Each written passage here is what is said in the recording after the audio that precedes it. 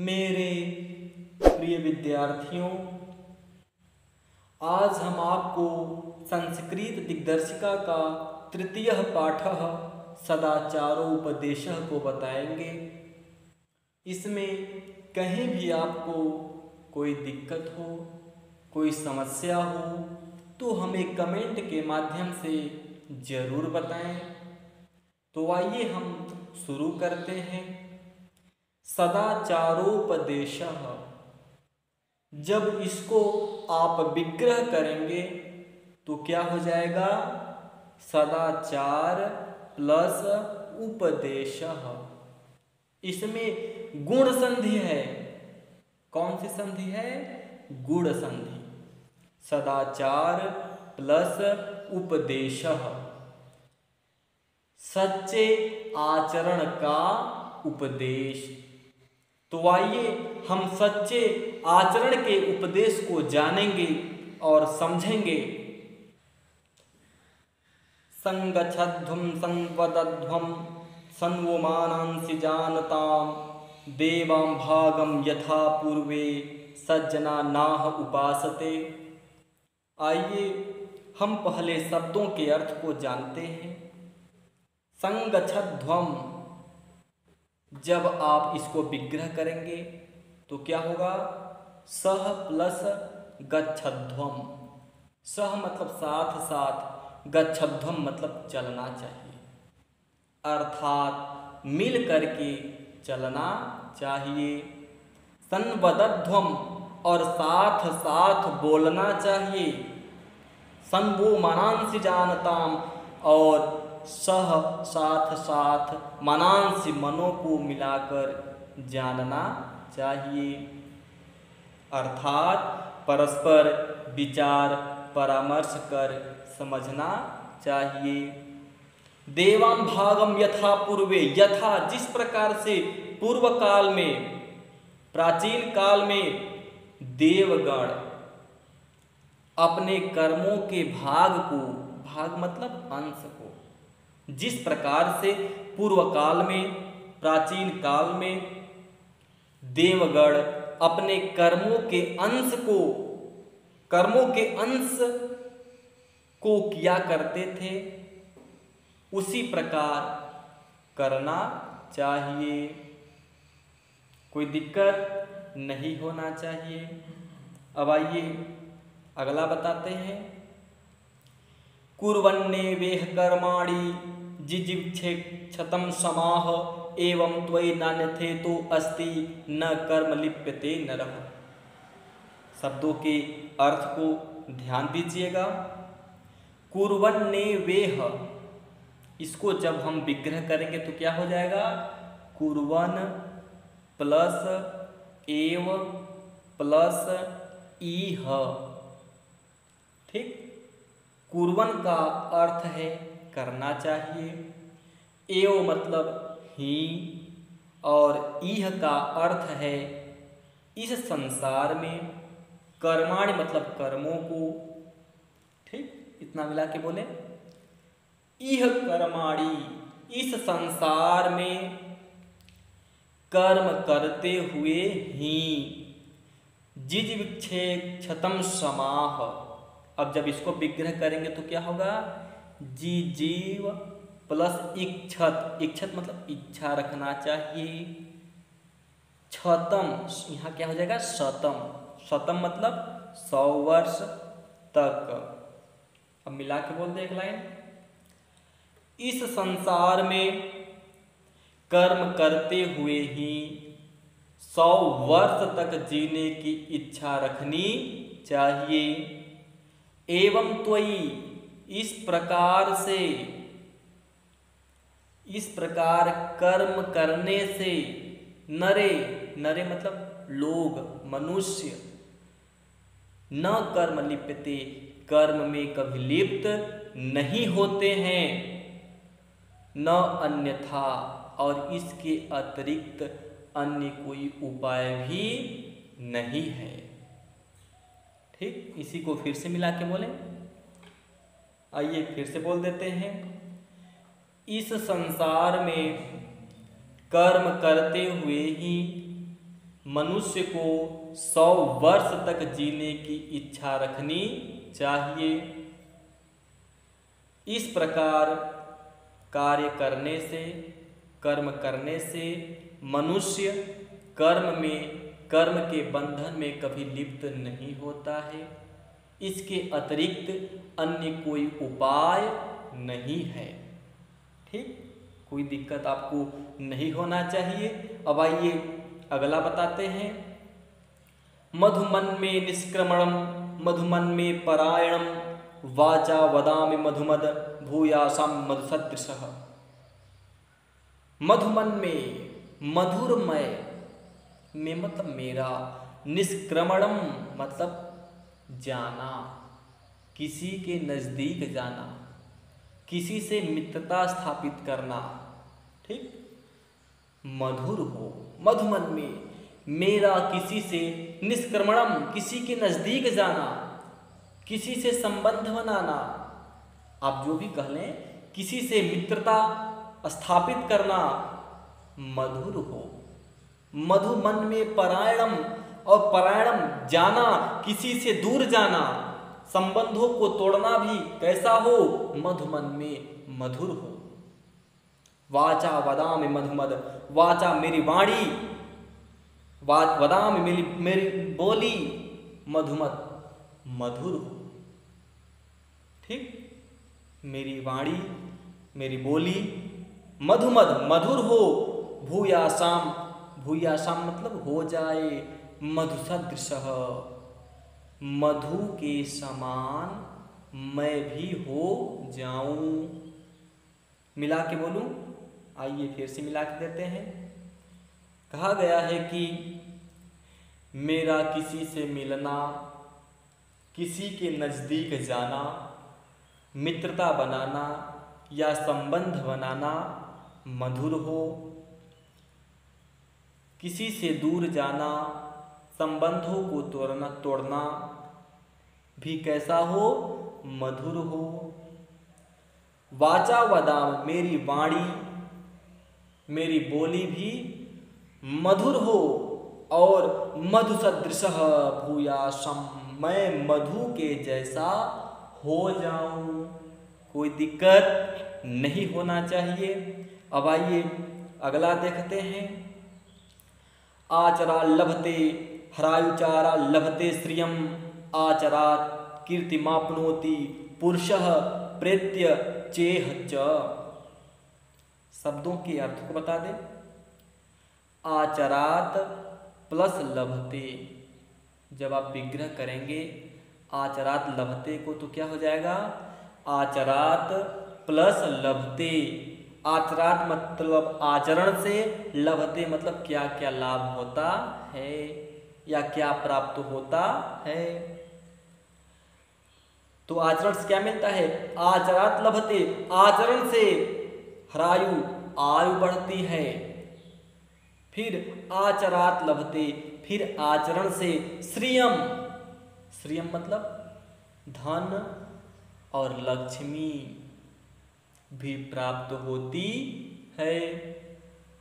ठीक, आचरण से आयु बढ़ती है, आचरण से धन और लक्ष्मी की प्राप्ति होती है। आचरात कीर्तिमाप्नोति पुरुषः प्रेत्य चेह च। प्रेत्य मतलब परलोक में, च मतलब और, इसको विग्रह करेंगे तो क्या होगा, चेह को च प्लस इह, इह मतलब इस संसार में। ठीक, या इस संसार में और प्रेत्य परलोक में भी आचरण से ही कीर्तिमाप्नोति कीर्ति होती है। इसी को मिला के बोलते हैं, आप समझिएगा। आचरण से आयु बढ़ती है, आचरण के द्वारा ही लक्ष्मी और धन की प्राप्ति होती है। आचरण से ही मनुष्य इस संसार में और परलोक में भी यश प्राप्त करता है। कोई दिक्कत नहीं होना चाहिए। अब आइए अगला हम देखते हैं। ये नास्तिकाः निष्क्रियाश्च गुरुशास्त्रतिलङ्घिनः अधर्मज्ञा दुराचारास्ते भवन्ति गतायुषः। फिर हम शब्दों के अर्थ को बता देते हैं। ये मतलब जो, नास्तिका मतलब नास्तिक है। नास्तिक किसको कहा गया है या किसको कहा जाता है?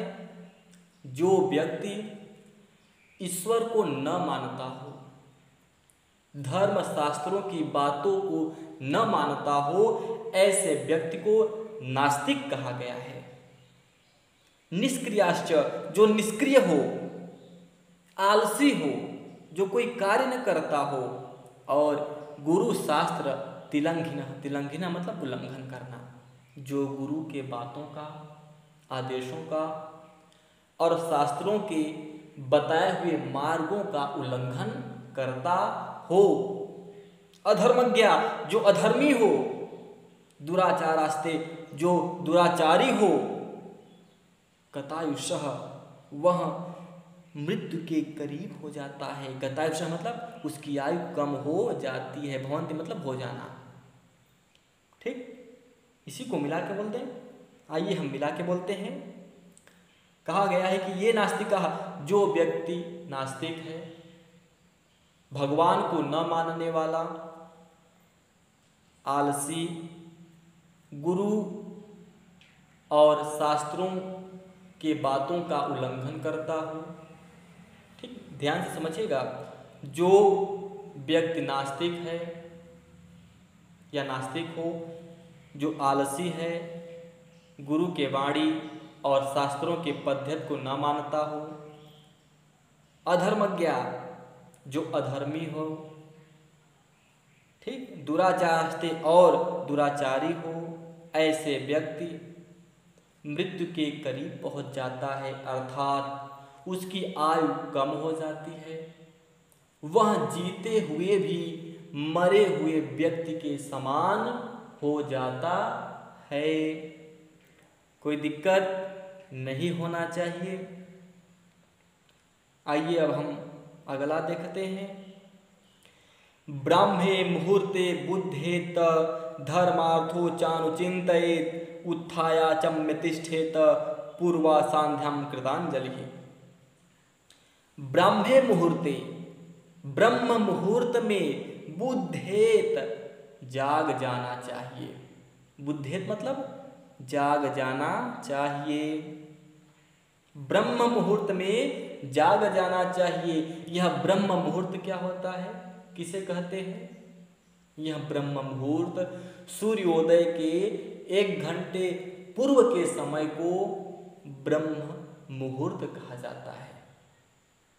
उस ब्रह्म मुहूर्त में व्यक्ति को जाग जाना चाहिए और जाग करके धर्मार्थो, धर्म प्लस अर्थ, धर्म और अर्थ के प्रति अनुचिंतित, चिंतन करना चाहिए।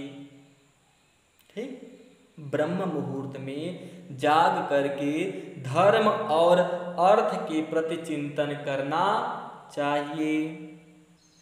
उत्थाय आचम्य, इसके बाद उत्थाय, उठ करके अपने शैया से, सेज से, बिस्तर से उठ करके आचम्य, आचमनी करके, मुंह को धो करके, तिष्ठेत, बैठ करके, पूर्व संध्याम, प्रातः काल के संध्या का, कृतांजलि, हाथ जोड़ करके पूजा अर्चन वंदन करना चाहिए। ठीक, कोई दिक्कत नहीं होना चाहिए। अब आइए अगला देखते हैं। अक्रोधनः सत्यवादी भूतानाम भिंसकः अनसूयुरजिह्यश्च शतं वर्षाणि जीवति। अक्रोधनः, जो क्रोध न करता हो, सत्यवादी, हमेशा सत्य बोलता हो, भूतानाम भिंसकः, जो कभी भविष्य में किसी भी जीव का हिंसा न किया हो,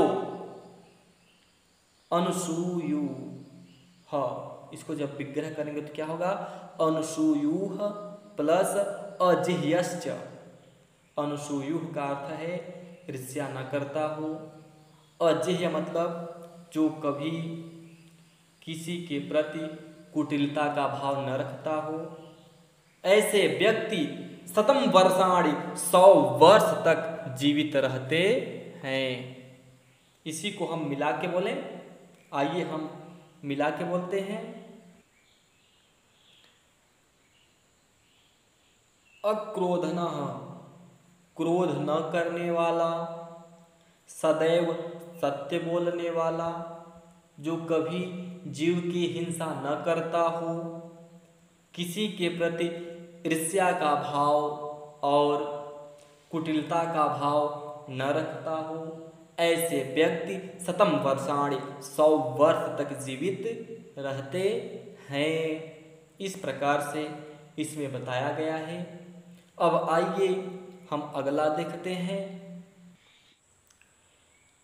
अकीर्तिम विनयो हन्ति, हन्त्यनर्थ पराक्रमः, हन्ति नित्यम क्षमा क्रोधमाचारो हन्त्य लक्षणम। हम शब्दों के अर्थ को बताते हैं पहले।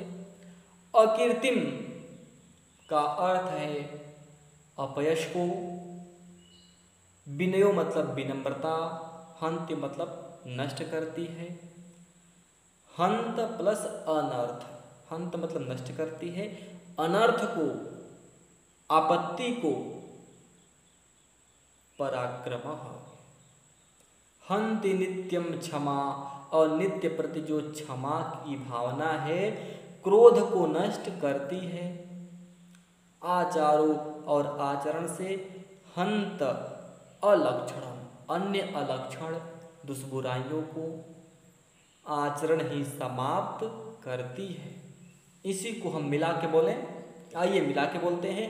अकीर्तिम विनयो हन्ति, अपयश को विनम्रता नष्ट कर देती है, सदाचार की भावना अपयश को खत्म कर देती है, हन्ति अनर्थ पराक्रमः, और पराक्रम पुरुषार्थ अनर्थ आपत्ति को नष्ट कर देती है, हन्ति नित्यम क्षमा, और क्षमा की भावना नित्य प्रति करने से, हमेशा क्षमा का भाव रखने से क्रोध का नाश हो जाता है, और आचरण के द्वारा ही अन्य कुलक्षण आचरण से ही समाप्त होते हैं। कोई दिक्कत नहीं होना चाहिए। अब आइए अगला देखते हैं। अभिवादनशीलस्य नित्यं वृद्धोपसेविनः, चत्वारि तस्य वर्धन्ते आयुर्विद्या यशोबलम्। अभिवादनशीलस्य, अभिवादनशीलता का अभिवादनशीलता का नित्यम नित्य प्रति सेविनः सेवन करने से, वृद्धों बूढ़ों की, बुजुर्गों का, श्रेष्ठ लोगों का नित्य प्रति अभिवादन करने से चत्वारि तस्य वर्धति, 4 चीज बढ़ते हैं। इतना चीज समझ में आया? फिर से बोले। अभिवादन अर्थात सदैव सम्मान, अभिवादन आचरण करने से, बड़े बूढ़े बुजुर्ग श्रेष्ठ लोगों का नित्य प्रति आशीर्वाद लेने से, चत्वारि तस्य वर्धते, 4 चीज वर्धनते बढ़ते हैं। क्या क्या? आयुर्विद्या यशोबलम, आयु बढ़ती है, विद्या बढ़ती है, यश की प्राप्ति और बल भी बढ़ता है। कोई दिक्कत नहीं होना चाहिए आपको। इसी को हम पुनः एक बार बता देते हैं। कहा गया है कि नित्य प्रति बड़े बूढ़े बुजुर्ग, आदरणीय गुरुजन और श्रेष्ठ लोगों का नित्य प्रति अभिवादन करने से, उनका आशीर्वाद प्राप्त करने से नित्य प्रति 4 चीज बढ़ता है।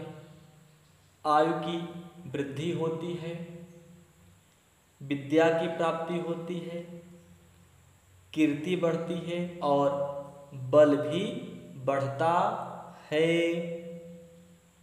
अब आइए अगला हम देखते हैं। वित्तम यत्नेन संरक्षेत वित्तमायात याति च अक्षीणो वित्ततः क्षीणो वित्तमस्तु हतो हतः। शब्दों के अर्थ को हम पहले बता दें। वित्तम, वित्तम का अर्थ है चरित्र। यत्नेन मतलब यत्नपूर्वक या प्रयत्नपूर्वक।